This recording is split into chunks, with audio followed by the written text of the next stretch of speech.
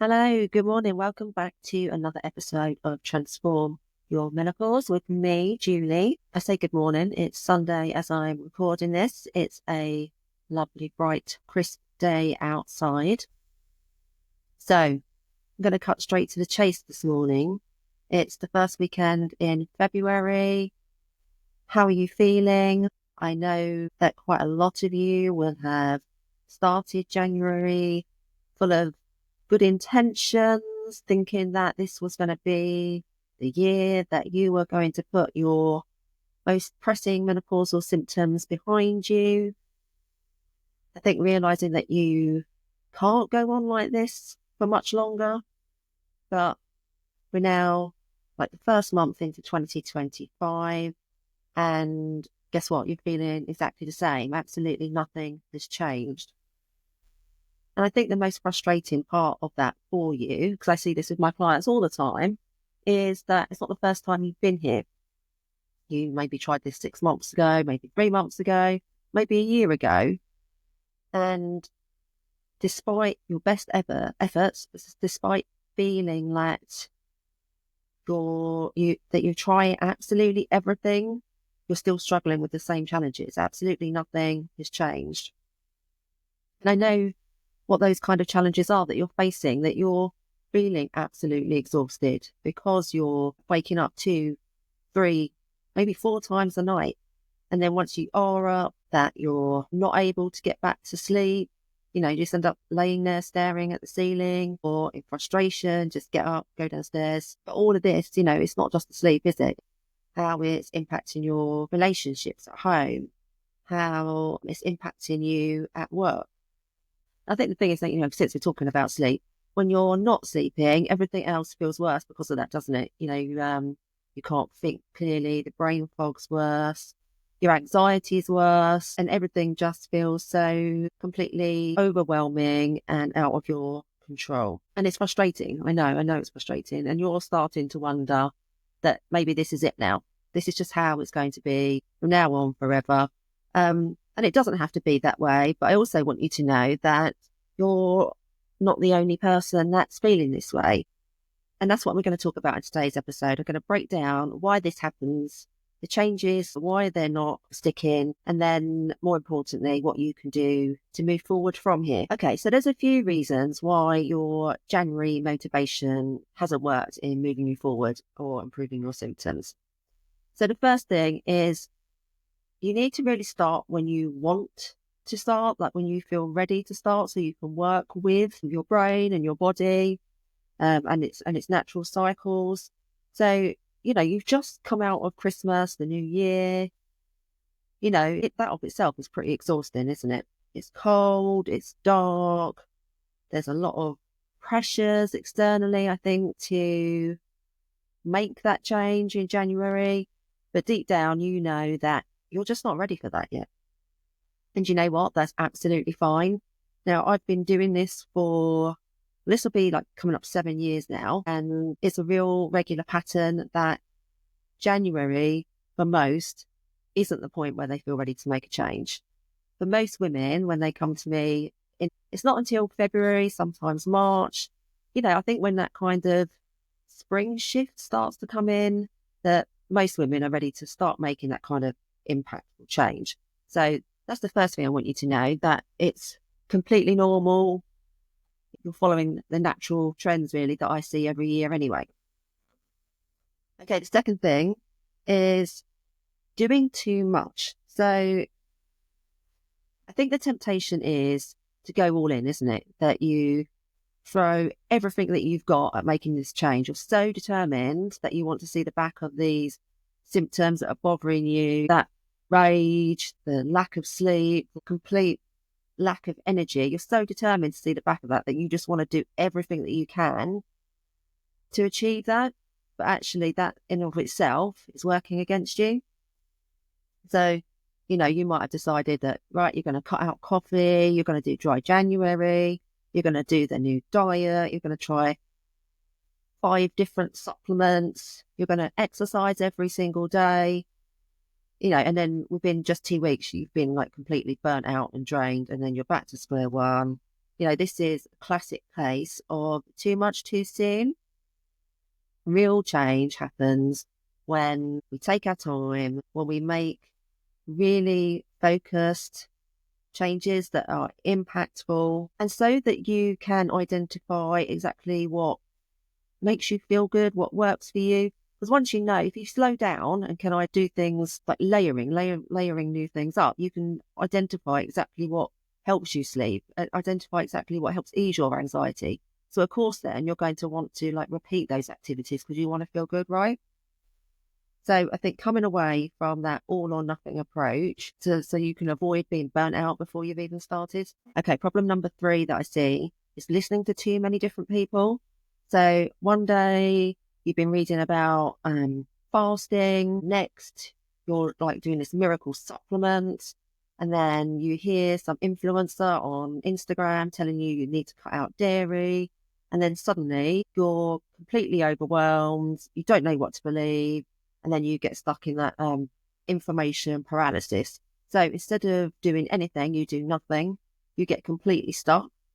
So the key here is to stop listening to social media so much, stop trying to do everything all at once, and instead just focus on one approach that actually makes sense for you. So that avoids you getting pulled in all these different directions. And I think if the things that I'm talking about so far, they're really starting to ring bells with you, then I think you'll really like my episode called Perimenopause, Going from Overwhelm to Action, which is one where I take you through step by step how to decide where to start and then how to implement that change so that it works for you. So what I'll do, I'll put a little link to that in the episode notes so you can go and click through to that episode if that sounds like something you'd be interested in. Okay, the 4th problem that I see in my clients is expecting instant results.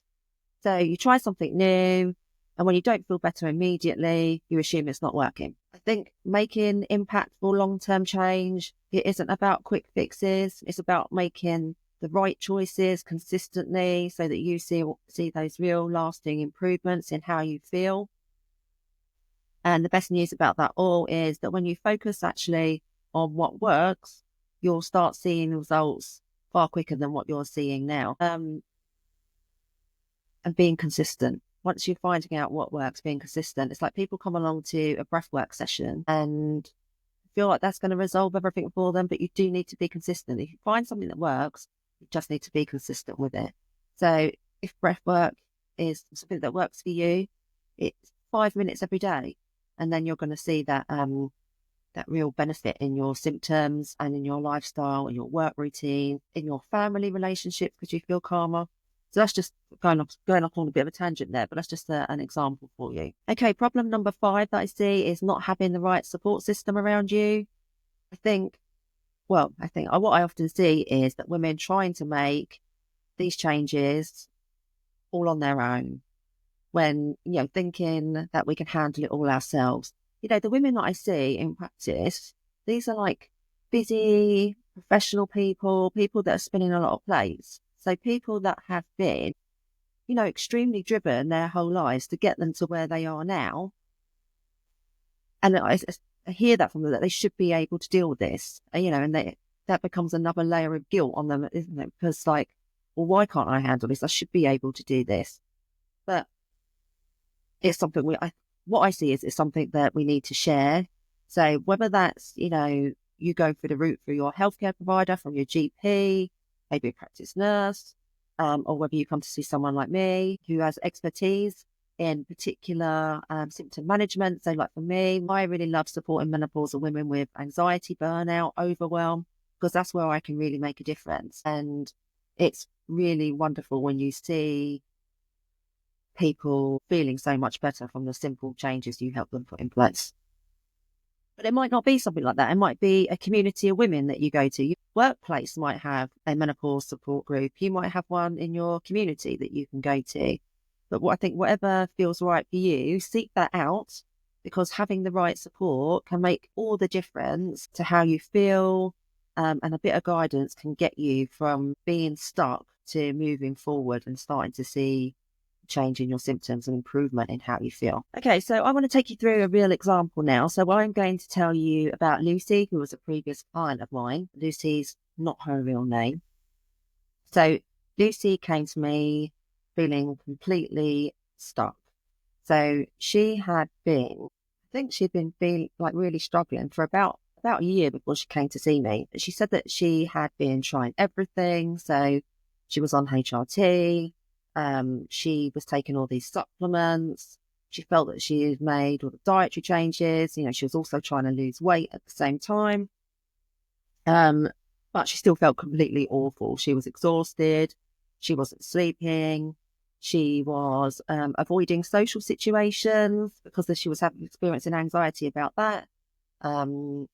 So it wasn't even just going into a room full of people. It was things like getting on the train.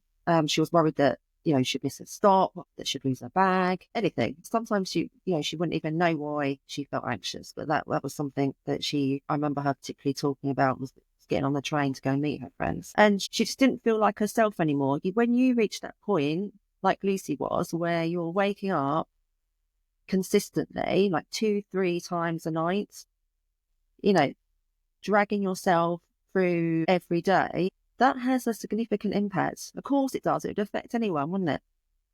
So when we first spoke, she was skeptical. She happily admitted that, but she was also feeling like, I don't think anything can help me now. I've tried everything. I just don't know what to do. This is where things, I think, got interesting for Lucy, because she had been throwing everything at this for quite a long time now. But my take on it with her was taking a step back, looking at her entire day and looking at what really small incremental steps that we could make for her to start feeling better and quickly. We really wanted to start on working sleep with Lucy, and that's why looking at her whole entire day rather than just the evening was going to be important, because good sleep doesn't just start with a bedtime routine, it starts from the moment you get up. So looking at your whole day, Lucy's whole day, was a really important first step for us. So areas that we looked at, so tackling Lucy's phone habits. So Lucy was someone that she used her phone as her alarm when she woke up in the morning. The very first thing she did was to pick up her phone, start scrolling through social media. So she might just, without even realising, been on her phone for half an hour as soon as she woke up. You know, that's not great for your brain and really kind of feeds into that anxiety. So that was an area that we would need to look at. But, you know, it was throughout the day with the phone. It was constant. It was like a reward, you know, get a little task done at work, go on the phone. And then the worst thing was, you know, like being on her phone or a laptop, checking emails, 11 o'clock at night, sometimes starting to do work at that point because she realised that she'd missed something in the day. So she was doing a lot to kind of make up for the other aspects of her menopause symptoms. So she really felt the pressure at work. And that was leading into her personal life as well. So when she was waking up at like 3 o'clock in the morning, she was grabbing her phone, taking that downstairs with her, doing the good old doom scroll that we all know so much about, and then going down that rabbit hole when you see that quick fix and making those late night expensive purchases. We've all made those probably in our time. So setting phone curfews. So Lucy was putting her phone away at 8 o'clock. She was putting it in a drawer. She was using a normal alarm clock rather than her phone to wake her up in the morning, which also meant that she wasn't on her phone first thing in the morning. So we could start implementing new routines for her. So as soon as her alarm went off, she would get up, go outside. But we'll come on to the other aspects of that later on. So we was also looking at Lucy's eating patterns. So her last meal was often 9 o'clock in the evening. If she was coming back late, unprepared, she couldn't be bothered to cook. She might not have the ingredients to cook because she hadn't prepared earlier on in the week. So it might be just grabbing something at a takeaway on the way back home, quite often accompanied by a glass of red wine, which she actually drank because it actually mistakenly thinking that, you know, that would help her sleep. So little things. So we moved her dinner earlier. making, look again, getting the like real foundations of her week sorted out. So when she did her shopping, that she knew that what she'd be cooking in a week. She knew when she was going to have time to cook, when she didn't. So on the days that she was coming home late, there was something sat there ready and waiting in the fridge for her. So again, it's coming back to that, really breaking down your whole entire day, your whole entire week, and making life easy for yourself. And again, particularly looking at foods that she was eating for dinner, making sure that they were rich in protein, healthy fats, and all the types of, leafy greens, types of things that encourage good sleep anyway. And the wine, we moved that to, well, for Lucy anyway, we moved that just to the weekend. So she was cutting back quite significantly in the week as well. And the real game changer for Lucy was actually looking at her breathing technique. So what we did was to do a breathing assessment. So that's looking at Lucy's natural breathing pattern so that we could start shifting her all of the time away from this constant state of stress, which a lot of us are caught in. We will be completely unaware of that.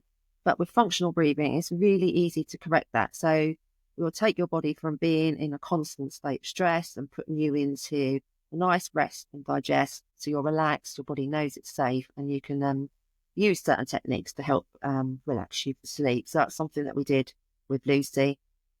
And as part of that as well, we created an evening wind down routine that some of the things that she had been putting off doing, so that she had a book that she got like the previous Christmas that she hadn't got around to reading.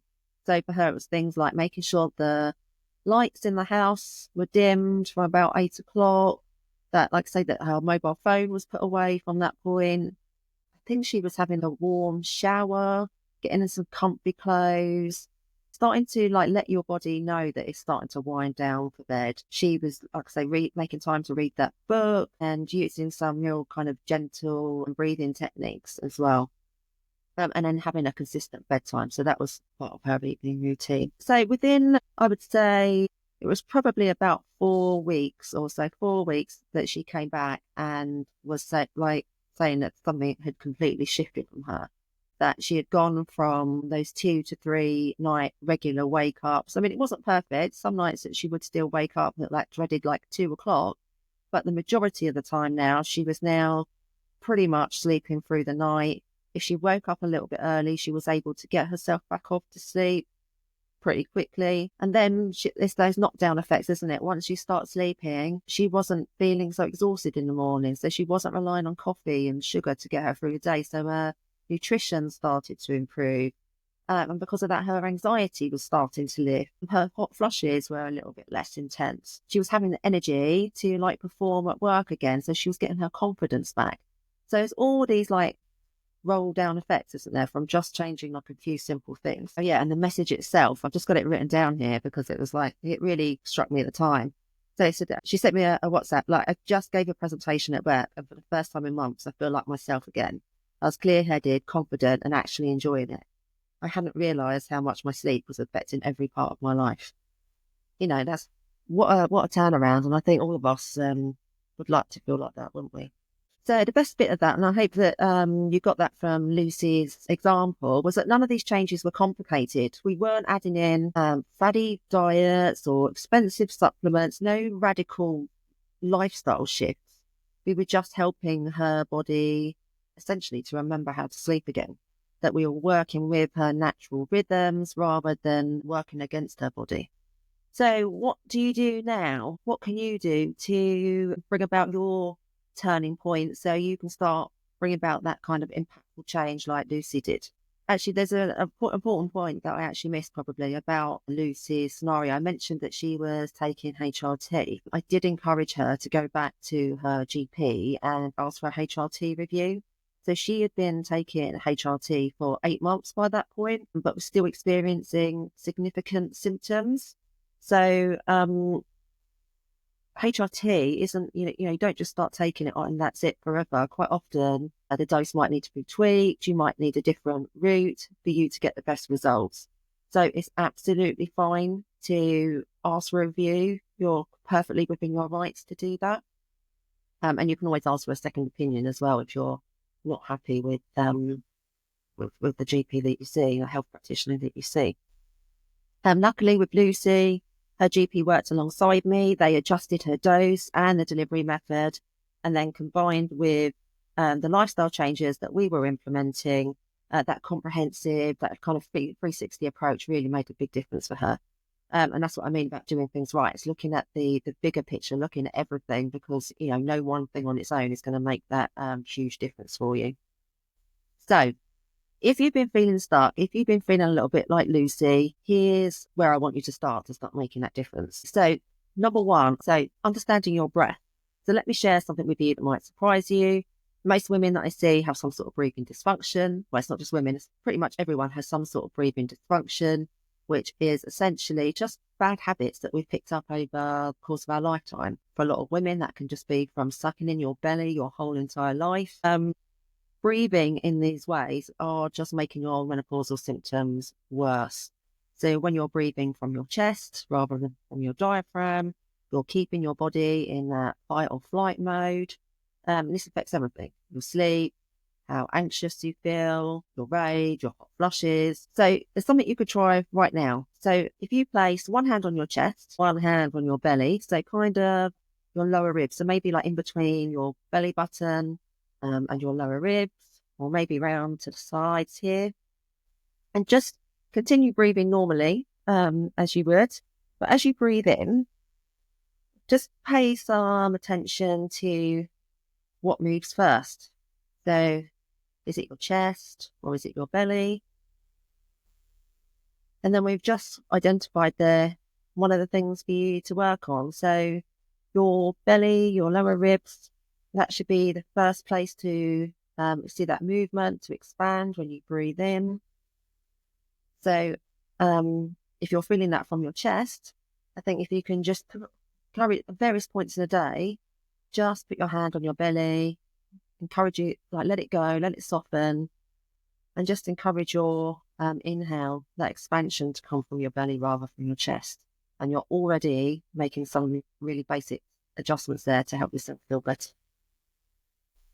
Okay, the timing of what you eat. So it's not just what you eat, but when. And here's some like common things that I see with my clients. So snacking, eating kind of throughout the day and night. So if you can get to a 10-hour eating window, a 12-hour eating window even, just to give your body time to repair, focus on digestion, help support your gut, but it also kind of that window gives you a little bit of structure. So I think it stops you snacking continually, which, I think is beneficial on quite a few levels. Your last meal should be around 3 hours before bed. I find with some of my women that having their main meal at lunchtime is really helpful, and then having something a bit lighter before bed, making sure that you're including enough protein and healthy fats in your meals. So, these are the building blocks for hormone production, so really supporting you as you progress through menopause. Unfortunately, what I see when a lot of women come to me is they've been on these really restrictive diets, following some of the well-known names that I shall not mention, that say things like salmon and avocado or Sims, which is ridiculous. So quite often we need to look at more variety in cooking from scratch. Again, getting those foundations really right and strong. And morning coffee. So you're probably going to have to knock that morning cup of tea, that cup of coffee on the head, and maybe switch that for getting outside and going for a quick 10-minute walk instead. And that kind of leads us on nicely to creating your reset routine. Okay, so structure is really good for you, your brain. It helps get you into a routine, but it also helps work with your rhythms and cycles. So when your alarm goes off in the morning, the best thing to do is to get yourself straight out of bed, glass of water, and maybe head out for, a 10-minute walk around the block. Forget your phone like we were talking about earlier. That natural light is really important to your rhythms for setting that up for the day. So again, it's really beneficial for sleep at the other end of the day, mid-morning, mid-afternoon, when you feel that energy dip, maybe rather than reaching for a coffee or that sweet sugary snack, having a breath work reset. So this is something that I do, and I find, like I'm flat out in the morning, and then I reach a point where my brain just isn't working anymore and I can't think straight. I find myself flitting about from one task to the next, and I can't focus on anything. I can't get anything done. So what I do there, I have like a quick 5-minute reset, and there's a really good like a balancing breath. There's an episode that talks you through that. So I'd recommend you pop over to that one. I think it's called Find Your Focus. I'll put a link in the notes to that one. It's really, really quick. It's like 5 minutes, and it will just give you that quick reset so you can like crack back on and get functioning with your day again. So it doesn't drop you down too low so you're relaxed, but you'll be in a nice place where you feel calm, but you've still got that focus about you to get on, which is important, I think, in your working day. And then, as we spoke about earlier, creating like a proper wind down routine at the tail end of the day. Okay, the HRT conversation. So if you're on a HRT, as I mentioned, and you are still struggling with your symptoms after a few months, you don't have to suffer. Book your GP appointment. Take a symptom diary with you. It makes it easy to share what's been happening. Also, using a symptom diary, you may be experiencing symptoms that you weren't even aware of. I know sometimes you might have had bad experiences before. I've had those too. So I know it can feel quite difficult to advocate for yourself. But I think the important thing to remember is that, you're not complaining. You're just advocating for yourself. And I think with HRT, there's a sweet spot with HRT. So sometimes it does need some tweaking. It does need some adjustments. So don't feel bad about going for that. And as I mentioned earlier, if you don't feel that you're necessarily being supported by the practitioner you see, you can always ask to see somebody else. And some surgeries have a menopause lead, so sometimes it might be worth asking who that is at the surgery so that you get access to someone supportive. Okay, and then finally, making it all work for you. So I know what some of you might be thinking, this all sounds great, but I don't have time for this perfect routine. Good news, it doesn't have to be perfect, and that's being perfect is not the way I work.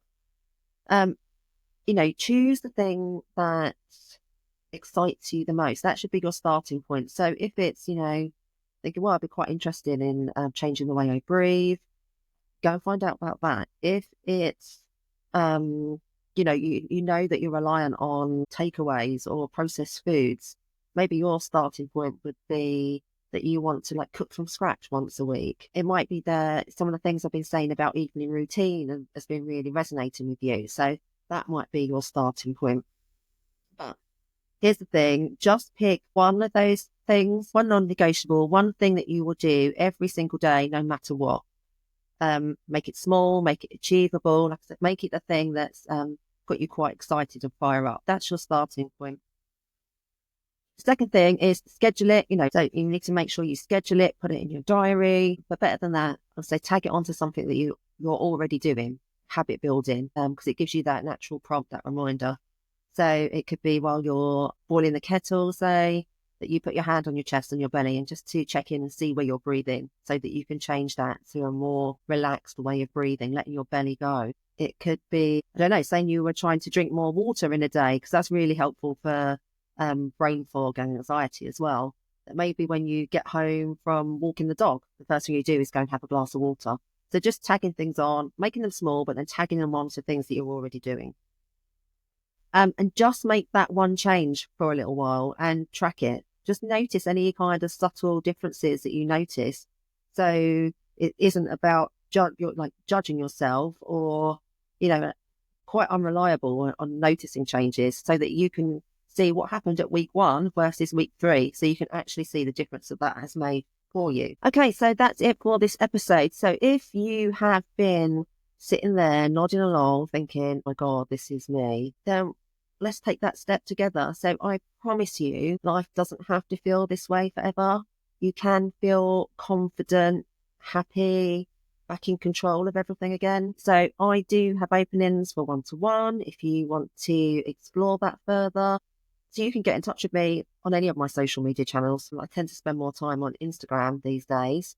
So you can just DM me Turning Point or pop me an email, julia@essexmenopausecoach.com, but I'll put all of that into the show notes as well. So there's loads of links there And if you're interested in any of the other episodes that I mentioned in this one as well, I'll put links to those too. Yeah, so if you pop me that DM, we can schedule a quick chat to identify what your biggest issue is and start creating a plan to help you tackle that. If you found this episode helpful, I would love your support for you to share it with a friend who might need to hear this too.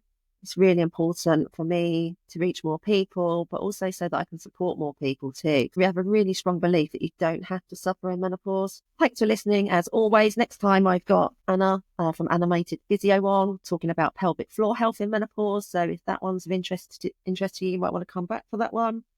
And that's it for this one. Thanks for listening, and I'll see you again soon. Bye.